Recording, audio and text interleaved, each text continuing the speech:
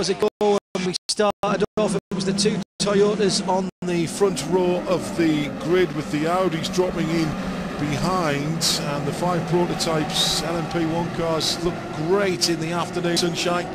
The trouble started with the P1 car right in the middle of the pack, getting well, sandwiched by the two Oak cars. Carbon fibre all over the place, and then both of those cars off the track. That caused a lot of people to check up. The issue then was that we had GT cars in amongst the P2 cars, and as they came through, inevitably there was accidents and incidents, including to the 92 Porsche. But the first big retirement of the day was Rebellion. First time that we think they've lost one of their engines. It's been a tremendous unit, that V8 Toyota, and it was a fiery end for Nico Prost, who helped the marshals put out the blazing rear end of the car. Bigger news was to follow, with Alex Wurz coasting in dead stick to the end of the pit lane from the pit straight when he lost drive on the 7 Toyota. He eventually rolled that car backwards. Even the hybrid power couldn't get him back round to the pits. He thanked the marshals, walked disconsolately down the pit lane, took the commiserations of Dr. Wolfgang Ulrich, 20 years at the head of the Audi Sport, and the respect certainly evident there between those two giants in every respect of our sport. Well, plenty of avoidance going out on the circuit as well. The 96 Aston and the 41 Greaves are getting very close together at turn number 10. And then another big name out, Loic Duval. Alan McNeice getting ready to go and do his stint to bring the car home and confirm the World Championship, fighting for a potential victory, and driveline problems again for one of the big names. Loic Duval parked the car, it went no further. The 35 Oak Racing Nissan, the Morgan Nissan, very close to picking up an Aston Martin and a Porsche as they got onto the curbs on the outside of turn number 9. Aston was close as they followed through. Porsche, Patrick Pilet even closer. Goodness me, I flinch every time I see that. Then a very scary moment for Pierre Caffer in the 49 P1 car, full speed through the final corner backwards, but the car stayed on the ground thanks to the aero, and that car was actually repaired and put back out into the race. Lost a bit of the rear end and finished actually in 14th position, still running at the end, and 6th position. 1, 2, 3, 4, 5, 6. Check that, 7th position in the P2 category. And then it was left for Sebastian Buemi with a nasty vibration on the rear end of his Toyota TS030 to bring that car home for the first full distance victory for Toyota in the season, and full points for them. Nick Damon down in the pit lane. Well, that didn't suck, did it? It's a very, very good. I'll put it the right way. That's a very, very good 6-hour race. Yeah, it had a lot more incidents than I was expecting, and I'm afraid you just missed a really good firework display as well. No, I saw some of that as well. Are you in view of the podium, are you? I am, but I can't go any further than this, or it gets very breaky-uppy, achy breaky microphone. Thank you for your work in the Powered by Nissan pit lane. We'll stand down now because John, can I say something? I think, as someone who has listened to many of the races this year, can I just say, from the collective, thank you to you as well. And I know you try and you thank everyone else and miss out the most important, because you are, and I'm saying you are the voice of sports cars. You are the man who's taken us through the LMS to the ILMC, WEC, and you are the man who makes it special for thousands of people around the world. So I'd like to say thank you on behalf of everyone. I'm sure we'll be shouting at the radio saying thank you, John, ever since you started winding about an hour ago. Well, I will say that it is a team effort, and without Tim Gray, without you, without everybody else, and of course without the responsible adult, we couldn't do it. But I'll take that thank you. Thank you very much indeed. We've got the guys on the podium, and here is the national anthem of the winning manufacturer, the Japanese national anthem for Toyota.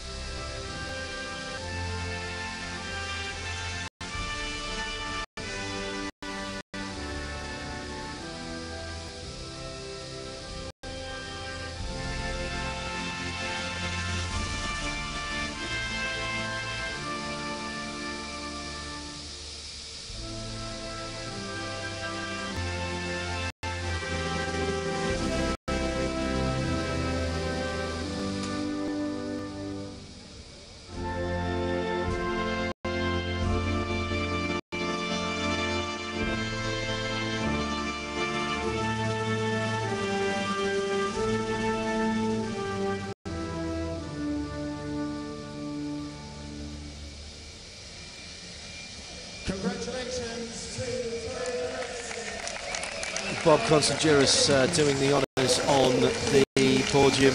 We have in third place the P2 winners, in fact. So that is the G-Drive team, the G-Drive Ring team, the Oreca all-three Nissan of Roman Rusinov, John Martin and Mike Conway. We wait to see what their plans are for next year. They've been talking about teaming up with the F Corsa for maybe 2 prototypes, maybe a GT attack, but Roman not happy that he's been upgraded to gold. I have to say he drove very well today and his times were right there with the pros. In second place it is the outgoing world champions, the number 1 Audi Sport Team Yost squad with the e-tron Quattro R18 hybrid of Andre Lotterer, Benoit Treluet and Marcel Fessler, and what fine world champions they have been as well as they raise their trophy. And the biggest trophies and the biggest cheer, I'm sure, for the guys on the middle step, the top step of the podium for Toyota Racing in the TSO 30 hybrid. Well done to the number 8 crew, Anthony Davidson, Sebastian Buemi and Stefan Sarazan.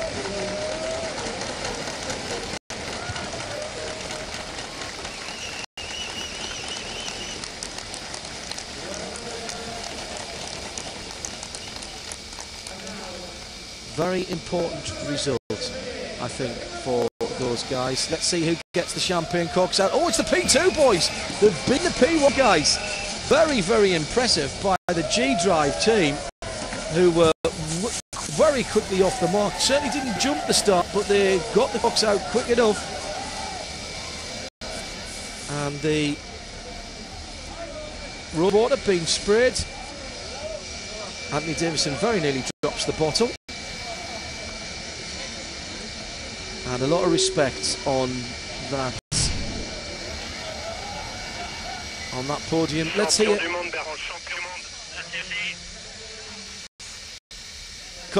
confirmation for Bertrand Baguette and the rest of the 35 Oak Racing team. Drivers' Championship in there. Morgan, powered by Nissan, Bertrand Baguette, Ricardo Gonzalez, Martin Plowman. A truly international effort there. A Belgian, a Mexican and a Briton in a French-entered car with a Japanese engine and an English chassis. And more champions. Thank you so much. Thank you, you guys have been awesome. Absolutely awesome. Thank you so much.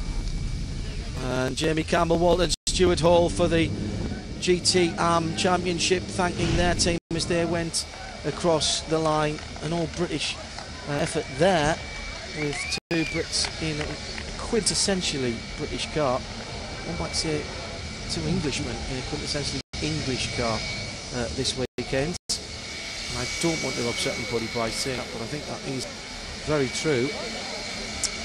The first podium celebrations are over and done with, and there's the confirmation of the overall result. 1 minute and 10 seconds separated Toyota Racing from the rest of the field, headed by Audi Sport, and G-Drive Racing win P2 in third place on the podium, as you've seen, ahead of Oak Racing by just over 1 minute and 9 seconds.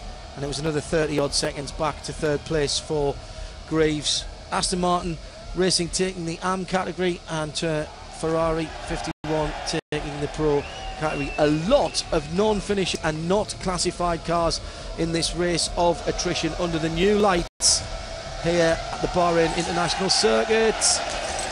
No, he dropped it. Oh dear. You could piece that together. That's a little Christmas project. That's what I on the screen now. Thank you everyone for a fantastic season. See you in 2014. The guys at Alcamel and Race Control. Well, Wolfgang Reed and Belgian holding up the Belgian flag, as well as Bertrand Baguette. A lot of happy low countries. Happy people in the low countries. Now, what we're getting now is the P2 podium. Greaves Sci-Tech. The 24 Morgano and the 26 on the top step. Jamie Campbell Walter, despite his English sounding near Scottish, so it is a British victory.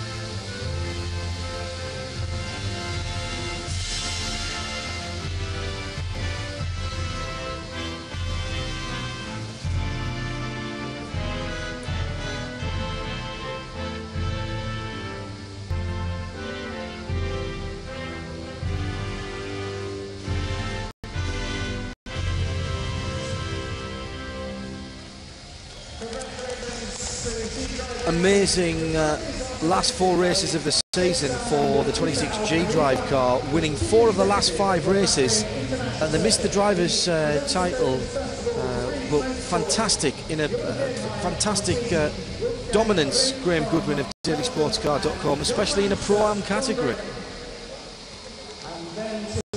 So we'll get coming in a moment as we're presenting the P2 to Greaves, the 41 Zytek Nissan, and Bjorn Verdheim, Wolfgang Rieck, first timer, John Lancaster second to the guys from the 24 Oak Racing, Morgan Nissan, Olivier Pla, David Nehemiah Hansen, Alex Brundle, and of course our winners already seen on the overall podium. Let's mention them again: the 26G Drive Racing, Orica Nissan, Roman Rusinov, John Martin and Mike Conway. Graham, I mean, 4 out of the last 5 for the G Drive Racing guys. That's amazing dominance in particularly in a Pro-Am category. It is, and they'll be kicking themselves, John, for the poor start they had to the season, I'm sure, because in terms of the overall results we saw in the latter part of the season, they absolutely dominated. But just looking at the guys across that podium, you've got great teams, some really great drivers, and let's not forget, never forget, the contribution by the less professional, the more amateur drivers, in this class in particular. It's absolutely come alive as LMP2, and it's outperformed in every way what we thought this relatively new LMP formula could. We first saw it what seems like just 2 or 3 years ago. It's a little longer than that, but it's just been a great season. Great teams, great cars, some great racing, some absolute soaring highs, and as you were quite rightly mentioning a little while ago, John, some terrific lows as well, I'm afraid. Unfortunately, a lot of those have come the way of Aston Martin, and there's another one today with who could have predicted that in GT Pro? No, indeed. Bertrand Baguette, Martin Plowman, Ricardo Gonzalez on 141.5 points from Alex Brundle, David Nehemiah Hansen and Olivier Pla and John Martin, all on 132.5. And the teams, Oak Racing first and second in the team's classification, with G Drive Racing in 3rd position, 141.5, 134.5, 132. PCOM in with a chance for so long, sitting in 4th position. No longer fast and fragile, these P2s, Graham, and we've seen as well when they're the top class in the ELMS, they are certainly entertaining enough to hold a race and hold a 10 of a race on their own. We've seen it, haven't we? You're quite right, John, in the ELMS. We hope for greater things to come in the Asian Le Mans Series 2.